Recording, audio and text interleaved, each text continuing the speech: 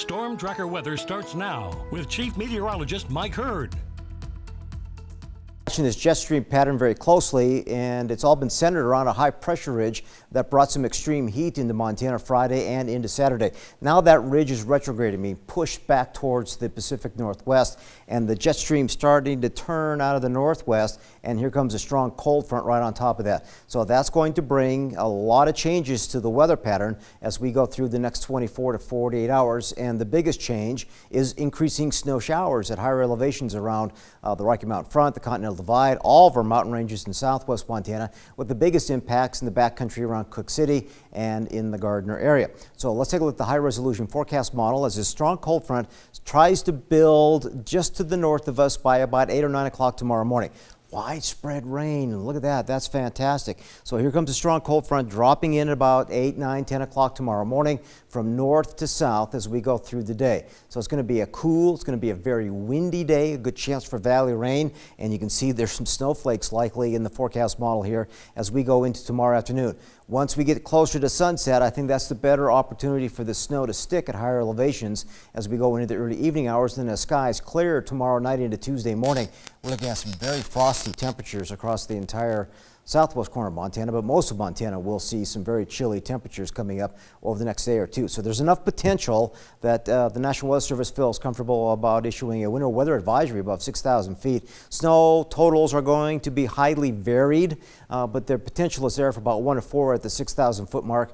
You get above 7 or 8,000 feet, and you're looking at the possibility of 6 to 10 inches in some of those higher mountain peaks. That's outstanding. The exception here, though, is Beaverhead County, but I think even the mountain ranges in Beaverhead County will be picking up some snow. This front's going to drive some strong winds into the area, enough wind that a wind advisory is up for the Butte-Blackfoot region. Now, as that cold front crashes up against the Continental Divide and that cold air tries to build up on top of it, we're going to see these gaps where we get little gaps in the mountains. You're going to see some very strong winds try to push through the region, and that's certainly the possibility for tomorrow. So a big change coming in the short-term pattern. Right now we're still warm, 83 degrees. We're looking at 17% humidity, not nearly as much smoke coming off that fire today near Bozeman, but we're sitting at 85 degrees, 14% humidity, and a falling barometer. Look at the cool air clipping the northern half of Montana, but we're still in the 80s and 90s here across the southern half of the state. So the breakdown tonight is quiet for most of the evening, 40s and 50s, so a little on the cool side, still quite a bit smoky, and winds could be increasing by morning, especially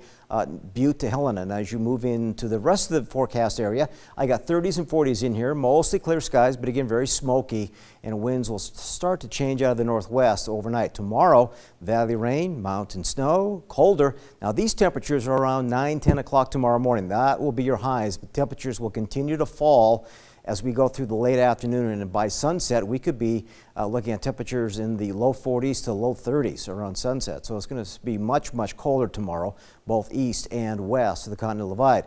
Unfortunately, the wet weather is only confined to Monday, but we slowly transition back into a drier pattern and a warmer weather pattern later next week. For Bozeman, a cool, wet and windy day tomorrow as well.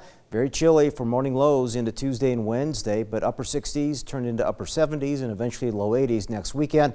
And Dillon, a good chance for late day showers on Monday. But look at the cool down coming, as you can see, Tuesday into Wednesday. Back up in that low 80 range by Saturday and Sunday. And finally for West Yellowstone, increasing showers and definitely some very cold morning lows Tuesday and Wednesday, but gradually warming back up later next week. We will be right back.